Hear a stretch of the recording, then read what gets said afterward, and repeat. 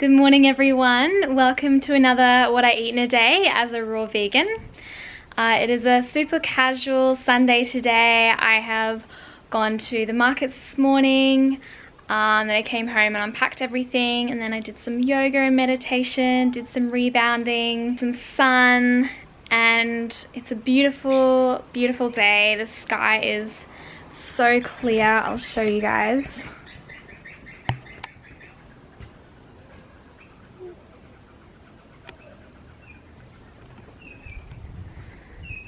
And the fur baby's getting some sun too. And yeah, it's just been one of those mornings that have gone so smoothly. It's one of those perfect morning routine days. I just made a video on that if you're interested in seeing my full morning routine. But my gosh, not every day goes like that. I'm not perfect. Many mornings they're just like big shambles and rushes, and sometimes I don't get anything done in my morning routine that I want to. But yeah, today has been a smooth flowing day so far. So my routine with what I usually eat is going to be a little different today because I've been just getting the most delicious, fresh, vibrant greens from the markets recently, and I'm craving something a little heavier and something more savory earlier in the day. So usually I would have like fruit all throughout the day and then sometimes fruit again at night, or my savory salad at night. But today I'm gonna make my usual juice for brekkie, and then I will make a big green, some sort of savory zoodle dish after that, I think. So it's about 1 o'clock now, and come along and see what I'm making for brekkie.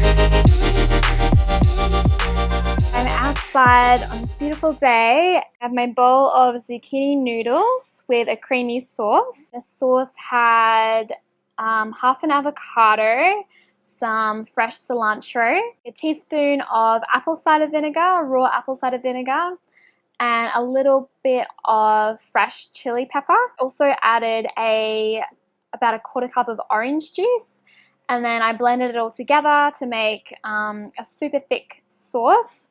And then I massaged it through the zucchini noodles. And the sauce always looks too thick in the blender, but then when you put it through the zucchini noodles, the water comes out of the noodles and mixes in with the sauce, and it's perfect in the end. And then I've also got a plate of butter leaf lettuce. And this has been my favorite type of lettuce at the moment. It's really soft and tender.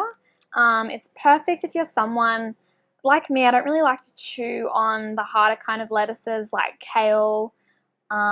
Spinach is alright, but yeah, I prefer to chew on like really tender, soft, leafy greens. So if you're someone that struggles to eat their greens, then butter leaf lettuce is a really good option for you. So I've never done this before.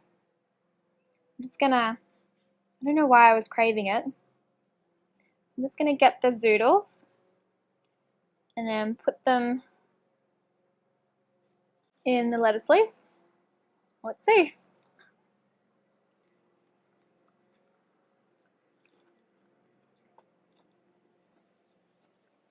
Tastes really good.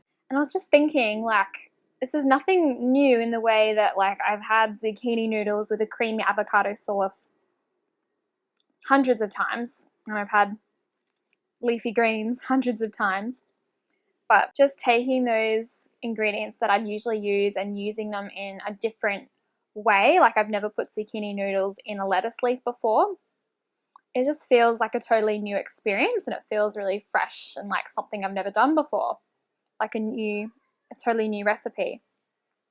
So I think that's a good tip for anyone out there who's wanting to, you know, spice up their raw vegan diet or even their cooked vegan diet, but they struggle to think of like, you know, new ingredients that they've never tried before. Sometimes all it takes is using your favorite ingredients, but just in a different way, like pairing them in a different way. And this way it gives you sort of like different textures in your mouth and it looks different, so it just feels like a totally new experience.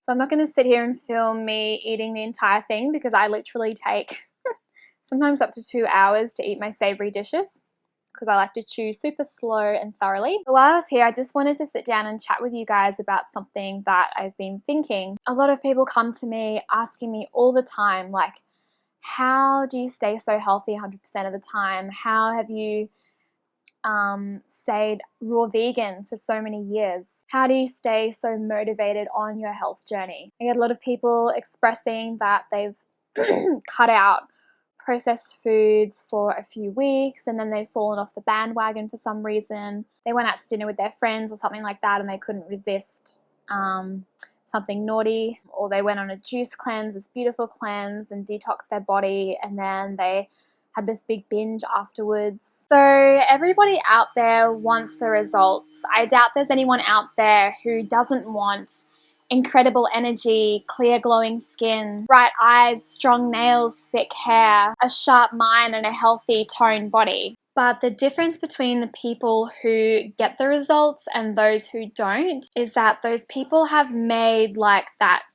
final decision, that final commitment to make the changes necessary to get those results. Like, it's not that half-hearted decision. And so many people make a half-hearted decision for so long before like my actual real health journey began. I wanted so badly to become healthy and to have a body that I felt confident and proud of, and to nourish my body with healthy foods.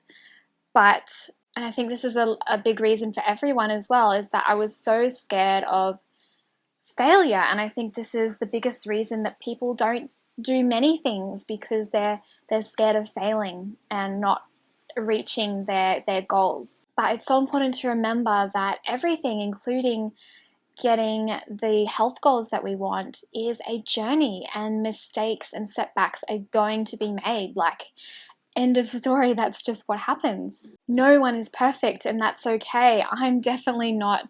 I've had many setbacks during my journey, and everyone's will be different. For me, it was, for example, I went back to cook food twice in the past few years for a couple of weeks on my raw food journey.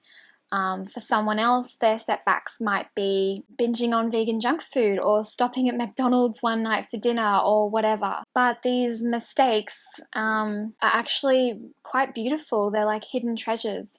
They really, really remind us as to why we set those goals in the first place and how much we really, truly want to achieve them. And the mistakes help to bring us back to our true selves, and they help to steer us on the right path. But if you've made a half-hearted decision, when you experience those setbacks, it's going to be really easy to give up and to be like, oh, I knew I was going to fail, and just continue on the downward spiral of binging or whatever. But if you've made that firm, wholehearted commitment to yourself, when you have those setbacks, it's going to be a lot easier to pick yourself up and to keep moving forward towards your goals. And that's what it's all about. It's about having that confidence to just keep moving forward, because those setbacks, they're never going to stop happening. That's just a part of the journey. And it gets easier and easier the longer you're on this journey. Like, honestly, now I'm at a point where, you know, for example, being 100% raw vegan for me is so easy. It doesn't matter who I'm with or where I am, I will always make it happen, and I will make that conscious effort to always put 100% raw living foods into my body. And it's the same for you. If you're truly committed, you will always find a way to put your health first. No matter where you are, whether it's traveling, at the airport, on aeroplanes, out to dinner with friends, whatever, you know, like me, when I go out to dinner, I pack my own food. If the restaurant can't provide something for me, I take something for myself. So I want to leave you with this question. How committed are you to yourself and to your health? Is health a real, true priority for you? Being healthy is a conscious choice and one that only you can make. So I highly recommend when you do decide to make that decision to make it a wholehearted decision, not a half-hearted one, because it will end up in yo-yo dieting and a roller coaster of emotions that you really don't want. And you might have already experienced it, and you know how disheartening it can be and just so frustrating it can be. And just know that you are worthy of living a life full of vibrancy. You're worth feeling truly alive and feeling confident in your skin. You are worthy of selecting foods that nourish your temple and help you to look and feel your most fabulous self. So I'm going to finish my meal and I'll see you guys for dinner. So it's a few hours after my lunch now and I'm starting to feel just a little bit hungry. So because I did have a heavier, more savory meal during the day, I definitely feel like something quite light and a little bit sweet for dinner. So I've decided I'm going to make another 1 litre cold pressed juice. So it's always best to have juice like on an empty stomach, or if you are going to have it after a meal like I am today, definitely make sure that you've waited, depending on what you ate before, because my meal was savory and had quite a bit of fat. I've made sure that I've waited at least 4 hours before I'm gonna have my juice, so that doesn't cause any digestive issues.